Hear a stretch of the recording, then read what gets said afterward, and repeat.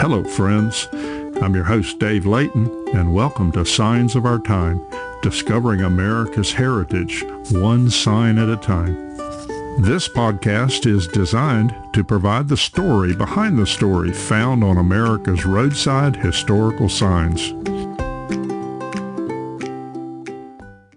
Have you ever had a favorite book that you love so much that you read it many times?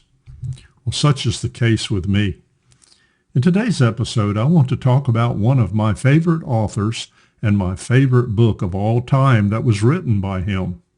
I'm talking about Harold Bell Wright and his masterpiece book, Shepherd of the Hills.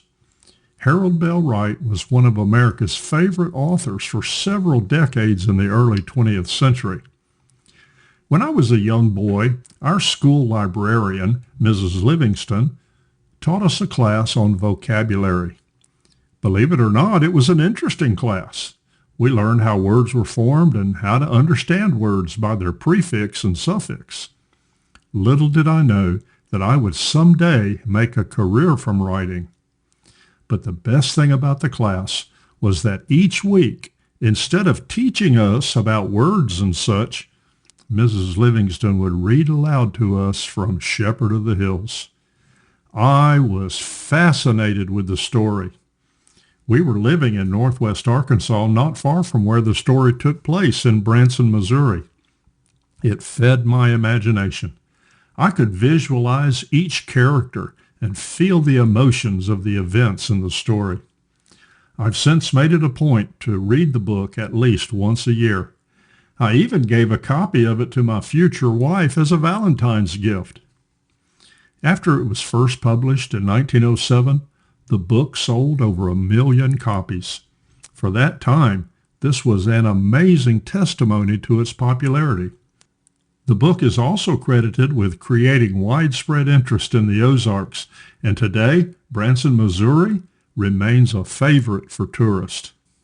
The inspiration for the book was a real-life couple from the Ozarks, John and Anna Ross. Wright brought them to life through the characters of Old Matt and Aunt Molly Matthews. He frequently stayed on their property and gained further inspiration from other characters in the community and the beauty of the Ozarks. You sense this as you read how Wright weaves the rich tapestry of a simple people living by primitive means in the beauty of the Ozarks. In addition to being an author, he was also a minister. He started preaching at a small church in the community when the preacher didn't show up. This real-life event is mirrored in the book. This might have been a bit of a revelation of the dreams of Wright. The main character and the namesake of the book, Daniel Howitt, was a preacher from the big city that craved the peace and tranquility of the Ozark community. He would frequently fill in as the preacher. Here's a quote from the book about this role. At the occasional religious meetings in the schoolhouse at the Forks, Mr. Howitt was always present, an attentive listener to the sermons of the backwoods preacher. And then, seeing his interest, they asked him to talk to them one day when Parson Bigelow failed to make his appointment. "He don't holler so much as a regular parson," said Uncle Josh Hensley, "but he sure talks so we uns can understand." From that time, they always called upon him at their public gatherings. So the scholar from the world beyond the riches slipped quietly into the life of the mountain folk and took firm root in their affections. And in his face, so Preachin' Bill said, was the look of one who had done fought his fight to a finish and war too dead beat to even be glad it war all over.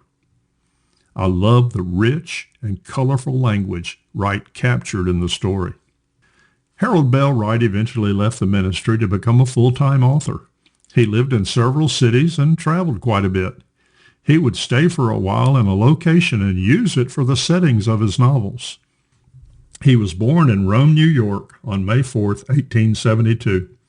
He was challenged most of his life with a lung disease. He eventually died of bronchial pneumonia in 1944 at the age of 72. He is buried in the Greenwood Memorial Park in San Diego, California. Well, friends, there you have it. A story behind the story from America's historical signs and markers. I hope you enjoyed this episode. I invite you to subscribe and continue listening as we bring more episodes about the rich heritage of our great nation. Please share this podcast with others. If you have interesting stories about historical signs and markers, email me at americanhistoricalmarkers@gmail.com. That's americanhistoricalmarkers@gmail.com.